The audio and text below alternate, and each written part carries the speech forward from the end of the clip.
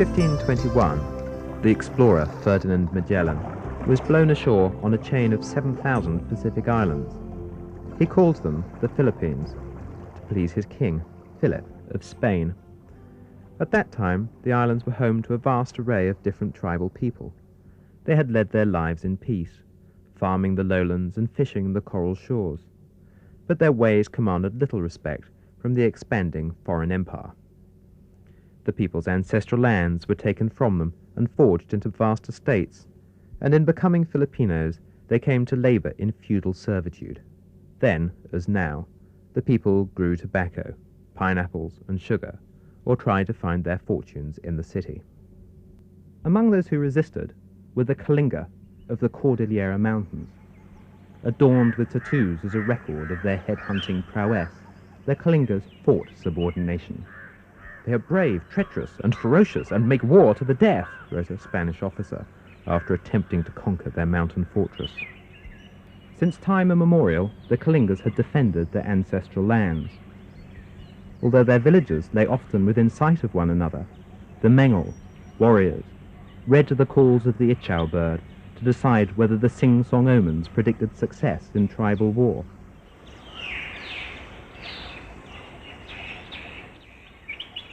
In time, the wars became cyclical, feuds.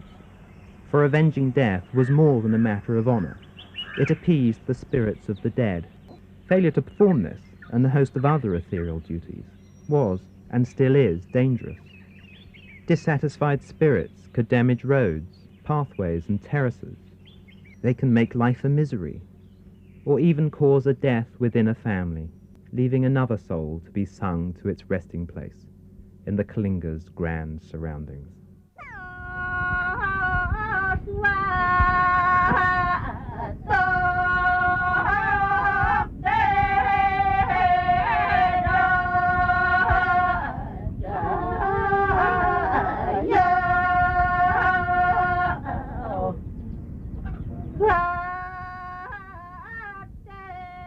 Independent of the Spanish, the Kalingas developed their own rich culture, which included ways of making and keeping peace. Only when it was safe after the settling of a peace pact, making sacrifices, feasting and laying bygones to rest as bygones, would the Mengel, like Gangang, warn their former enemies through the verses of their paliwats.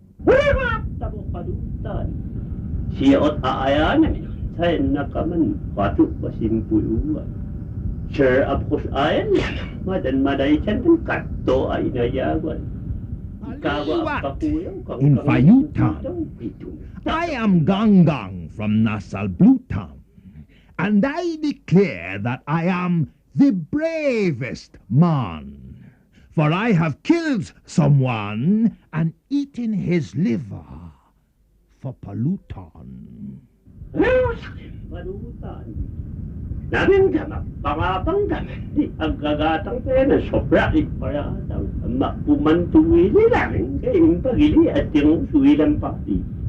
During our tribal war with Tolgao, I also killed a man. His name was Longdason.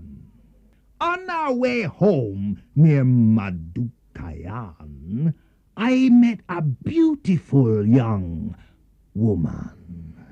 She became my lover, for I had revenged her son.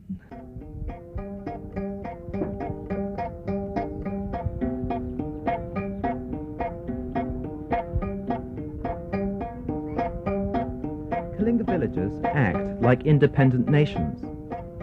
Unless at war with one another, villages may be at truce or hold full trading and diplomatic relations. Then, the peace pact holders, their families or friends, offer food, shelter, and protection to villagers until the moment they leave their lands. In such situations, everyone would help to pound and winnow rice, to fetch and carry their guests some water, because everyone in the village is held responsible for everyone else's behavior. Old men and women can be as valid targets for revenge as hot-headed breakers of a peace pact, so all are bound tightly to their clan.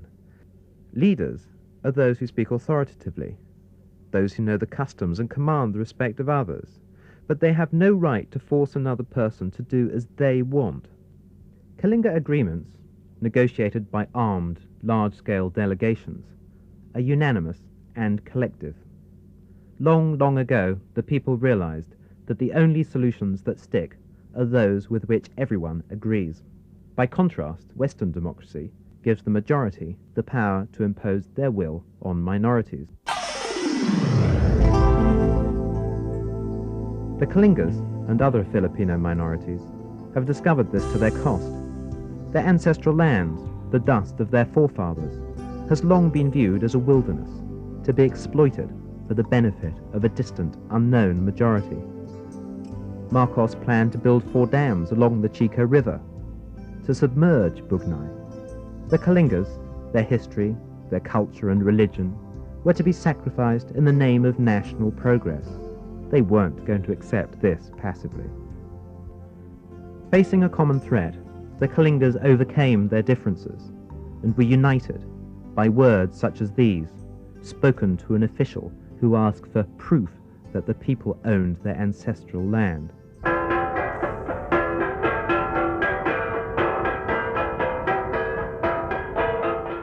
You ask us if we own the land, and mock us. Where is our title? When we query the meaning of your words, you answer with haunting arrogance. Where are the documents to prove you own the land? Title, documents, proof. How can you own that which will outlive you? Only the race owns the land, because only the race lives forever. To claim a place is the birthright of every man. The lowly animals claim their place. So how much more does man? To work is an obligation, not merely a right. In tilling the land, you possess it, and so land is a grace that must be nurtured.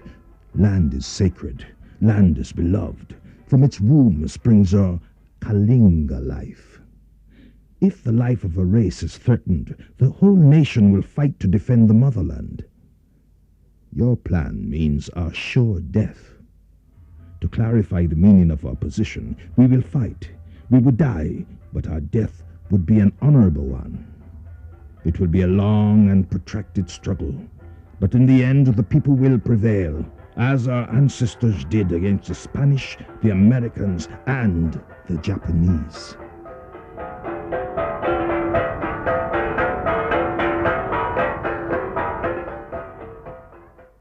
The protests began peacefully enough. Marcos turned a delegation of Kalinga elders away from his palace because they were wearing G-strings. Another group was told that their president couldn't meet them because he was busy organizing the Miss Universe beauty competition. Inevitably, a number of Kalingas concluded that it may be necessary to resort to force. In 1976, a cadre of 7 communist revolutionaries, members of the New People's Army, entered the highlands. The people were ready to lose life fighting the dams, and so were we, one of their leaders said. It was an obvious alliance. As the people gave the revolutionaries their support, so the manifesto of the regional command came to reflect the views of those who made up its members. The right to ancestral domain and the right to maintain and develop indigenous cultures and political institutions shall be guaranteed. The wisdom and authority of traditional leaders shall be respected, was the unorthodox call. It was a call for stability as much as it was for change. After a long and bitter struggle, the World Bank, who were funding the dams, finally pulled out and the plans were put back on the shelf. The cables powering the gold mines at Batong Bahai were also blown to the ground. For years its owners, generals and Marcos cronies, had dumped 10 tons of tailings into the river per day. Crushed powder fine, the rock had filtered downstream. It had clogged the terraces, suffocated fish, and gave carabao diarrhea. The Kalingas slipped further from government control. Some villagers started growing marijuana. Others declared their sovereignty over the gold in their ancestral lands. They reopened the mines and now walk beneath stalagmites adorning the 60-year-old timbers. They climb down dark 30-meter shafts. They wade through water stained yellow by sulfuric rock. and eventually emerge from the gold-bearing volcano with a trolley full of ore. Crushed by steel rods in a water-powered drum, the ore becomes sludge. It's then washed down a corduroy-lined chute to trap the heavy gold grains. Rinsed out, the cloth's contents are slowly panned until gold appears as a light yellow stain.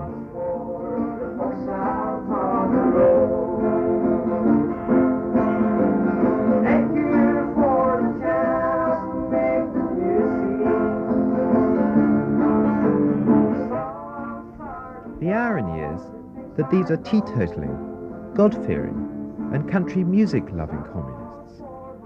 Their crime, relaxing round the campfire after coffee and beans, is to make £10 each in 24 hours. That's 4 times as much as workers in the city. But it's also money available to everyone, like students paying for college. Money that's earned without causing pollution. Money earned with technology, controlled by the people, and used by them how they want.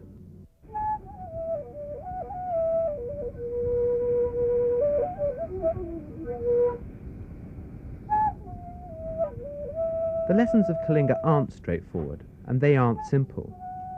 These aren't peaceful tribesfolk suffering at the hands of multinationals. They are simply a brave, independent people looking after themselves. If they have wound up opposing their government, the World Bank or the West, it isn't because they want to. It's because to grow, our economies need their spirit-filled landscape, wood from their trees, power from their valleys, their minerals and their gold. Whether guitar-playing miners or nose-flute-playing militiamen, the Kalingas have no wish for war. All they really want is to grow up, to work, to weave, to harvest their lands, and grow old in peace.